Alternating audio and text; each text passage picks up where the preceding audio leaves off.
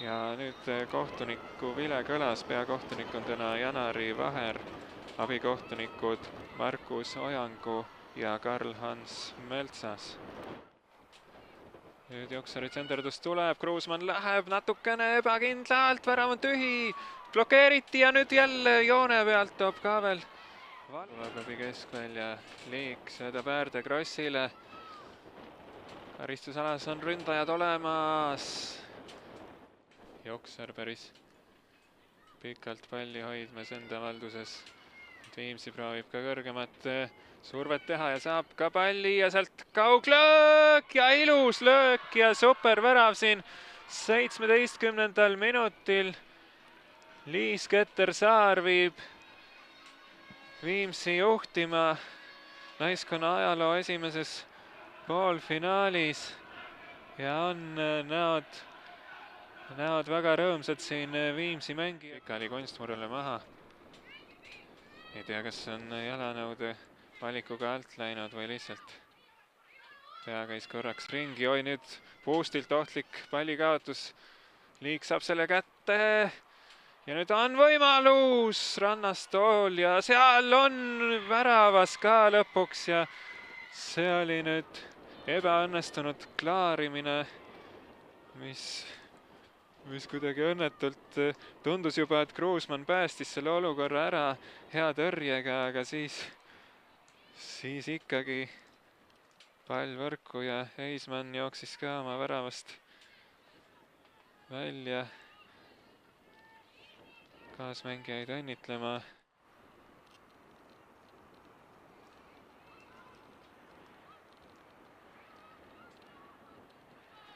Out pööras keskväljal, söötis Rannastole, Rannasto lidub mööda vasakut äärt. Teeb seal Liiri vastu väikse konksu ja lööb ja super värav! Üliilus värav Rannastolt. Kõigepealt pikk spurt, aga see tema jalga ära ei väsitanud. Ja jalas oli ülitäpne kahur latipõrkega ja 33. minutil on Saku pööranud kaotusseisu 2-1 eduseisuks.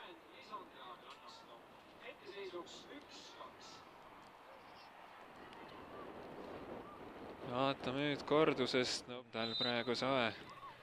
Vile kõlab ja Rannasto lööb ja ohtlik mahapõrge.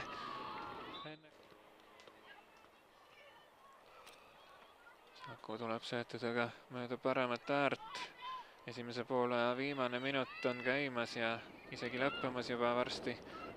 Aga mõned vigastuspausid siin oli, nii et ilmselt minut 2 ikka tuleb juurde. Liik lööb lati alt. Ja koha peal hüpleb, et natuke soojem oleks. Kohtuniku vile kõlab ja löök. Mitmed mängijad on seal praegu suluseisu positsioonilt välja jooksmas. Tuleb nüüd ja kas otse peale löök ja latti! No super löök. Viimsil 2 suurepärast kauglööki täna olnud, üks läks väravasse ja teine siis latti. Nüüd Matson proovib ka kaugelt ja see jälle sinna esiposti juurde, aga sealt kõik Viimsi mängijad nagu jooksid ära sellest tsoonist välja ja nüüd on päris ohtlikult eksimas Viimsi ja tuleb sealt Kross, on 1-1 pääsemas puhtalt. Kross läheb ja mängib mööda veel ja siit peab tulema ja siit tuleb 3-1, võrk oli tühi. Ja sealt praktiliselt poole väljaku pealt sai juba hakata 1-1 tulema seal. Viimsi kuidagi jooksis sõlme oma asjadega, kaotas palli keskväljal nii haavatavas olukorras ära, et kedagi polnud kodus ja seal tulnud häält, aga pall jäi ikkagi Viimsi valdusesse. Polstjanova lööb kaugelt ja kui enne kiitsin tema kiirust, siis sellise sammuga on sellist kiirust päris raske uuesti üles võtta. Nüüd läheb Saulus, Saulus läheb löögile!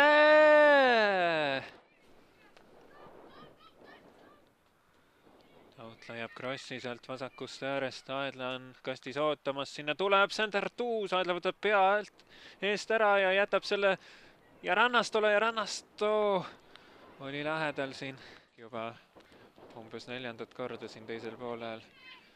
Hüüab mängi, kui Saku tahab aeglaselt palli mängu panna. Polstjanova. Aila lööb kaugelt. Ja nüüd Eismann pudistab ja sealt super võimalus praegu. Keskvälja võitlus käib. Taut annab palli ettepoole ja seal on nüüd kõvasti ruumi, seal on nüüd kolmekesi ühe kaitsja vastu ja nüüd on Krossil võimalus ära ja ei.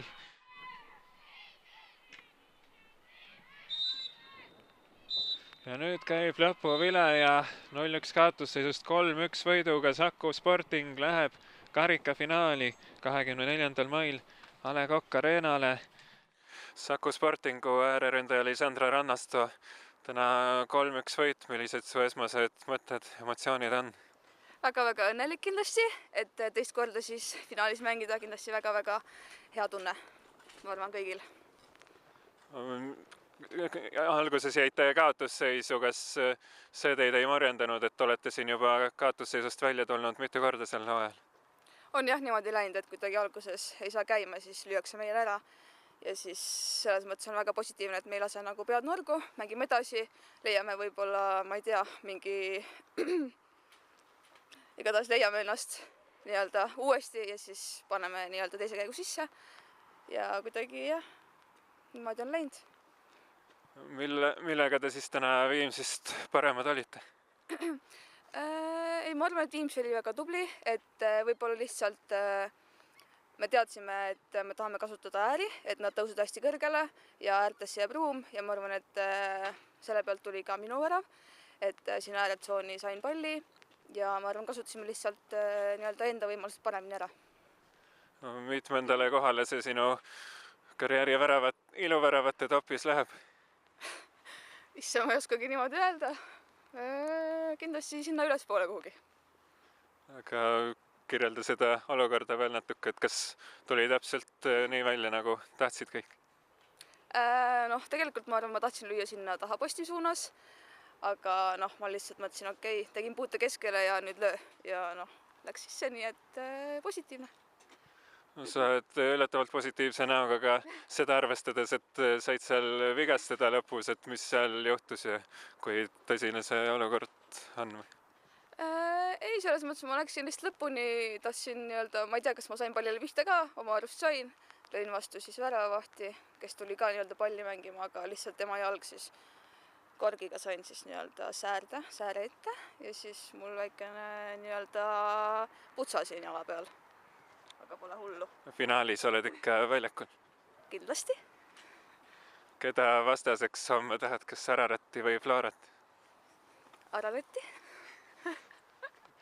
Aga jah, karikafinaal teil siis teist korda tulemas, et ikka väga eriline ilmselt päev. Väga eriline kindlasti klubi jaoks ja kõikide mängijate jaoks ka, ma arvan, et väga-väga eriline. Mängida üldse A. Le Coqil minu jaoks ka siis teist korda. Tere, Martin. Ajaloo esimene poolfinaal Viimsi naiskonnale, aga 1-3 kaotus. Millised su mõtted on mängu järel?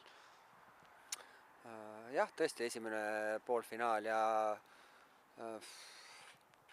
ütleme nii, et ega me ei oska võib-olla veel selliseid mänge mängida. Ehk see selline mängutase võib-olla väga kõigub, et mingi mäng tuleb päris hästi välja ja siis jälle mitte nii, et kindlasti täna ei olnud kõige parem esitus ka tüdrukutelt, et julgen välja öelda, et tahtmine oli, aga võib-olla oli ülehäälestamine või oli eks me teadsime ju, mille nimel mängime ka, et saada A. Le Coqile väljakule, eks, ja klubi jaoks loomulikult ka esmakordne selline võimalus mingi asja nimel võidelda, aga täna jah, ei olnud see niisugune mäng sujuv või loov, et ei palju selliste valede otsuste pisikeste detailide. No ilmselt sellest on ka eriti kahju, et see Viigi värav tuli nii kiiresti kuidagi nii õnnetust olukorrast, et väravahi tõrje siis üks keskkaitsja vastu teist ja siis selliselt see oma värav. jah, ütleme, et ega me ise ju jäime tegelikult mängu algus surve alla, et okei, natuke võib-olla oligi ühes suunas tuul ja nagu soodustas ühele poole ründamist, aga me võib-olla ka liialt jäime siin oma kolmandikule toppama, et ei leidnud neid kiiremaid sööte ülespoole.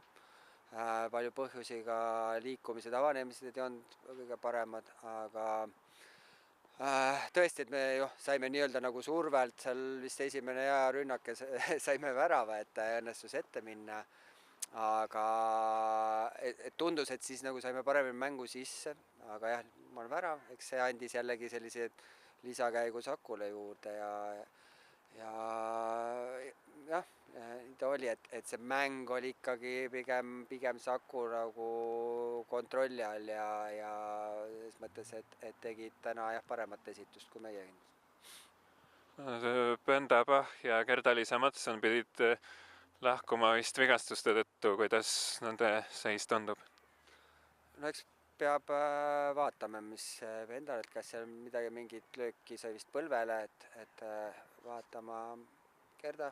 Ma sain aru, et tegelikult seal niisuguses mängu välise olukorras vist astuti jala peale, aga eks see on üks mängu osa ja peab olema valmis, et eks noore tüdrukul on vaja ka sellist õppida ka enesekehtestamist väljakul olukordades ja arvestama sellega, aga jah, ma loodan, et ei ole midagi hullu, aga praegult veel jah, ei tea, et vaatame, mis homme on.